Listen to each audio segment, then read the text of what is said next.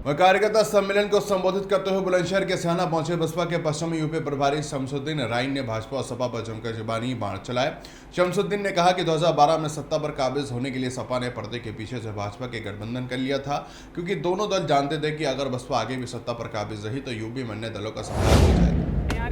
आप आज सियाना आए हैं, क्या कार्यक्रम है, क्या संदेश लेकर आए हैं? देखिए, बहुजन समाज पार्टी ने संदेश पूरे प्रदेश में नहीं पूरे देश के अंदर संदेश दे दिया था कि इस प्रदेश में जितनी भी भारतीय जनता पार्टी, समाजवादी पार्टी जिस तरीके से भाईचारा बिगाड़ने का काम कर रही है, बहुजन समाज पार्टी भाईचारा बनाने का काम करती है। और उसकी मिसाल 2007 से 12 के बीच में आपको दिखी होगी।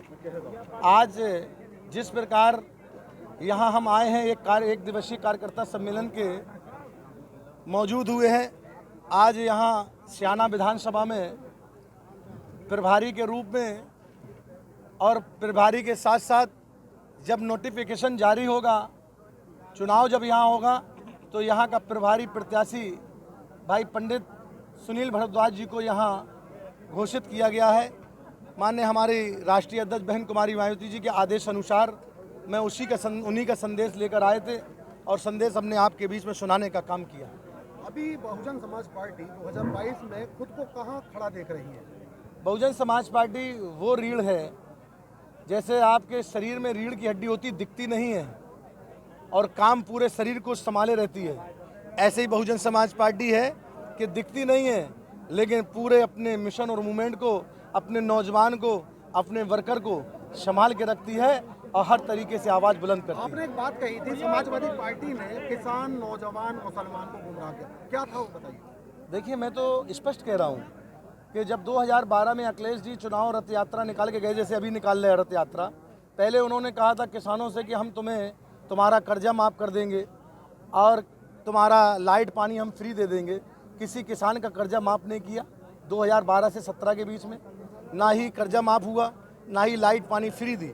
दूसरे नंबर पर उन्होंने नौजवानों से कहा था हम बेरोजगारी भत्ता और रोजगार देंगे, किसी नौजवान को रोजगार और बेरोजगारी नहीं दिया। फिर मुसलमानों से कहा था कि हम आपको 18% आरक्षण देंगे। आप बताओ किस मुसलमान को 18%? केवल झूठ बोल के सरकार बनाने का काम फार्मूला समाजवादी पार्टी के युवराज अखिलेश जी ने किया था। तो आप भी रहे थे, लेकिन जब आपने किसानों को कितना भला किया? आपको शायद मालूम है किसानों को गन्ने का मूल्य किसने बढ़ाया था? अभी लखीमपुर कांड जो हुआ है, जो विपक्ष की भूमिका देखी गई, बहुजन समाज पार्टी उतनी सक्रिय नहीं दिखाई दी, क्या कहें? देखिए, आपको शायद जानकारी होगी क्योंकि आप पत्रकार के साथ साथ एक जनता के भी एक चौथा स्तंभ कहलाया जाता है देश का। जब भी कोई बात हुई है सरकार को, प्रदेश की सरकार को और विपक्ष को, कि जिस तरीके से सियासत कर रहे हैं, ये अच्छी बात नहीं है। 2022 को लेकर कितने आश्वस्त बस इतना बता दीजिए। 2022 में 250 सीटें हम लोग बहुजन समाज पार्टी जीत कर आ रही है और फुल फ्लेज की सरकार उत्तर प्रदेश में पांचवी बार उत्तर प्रदेश की बहन कुमारी मायावती जी मुख्यमंत्री बनेंगी 2022 में।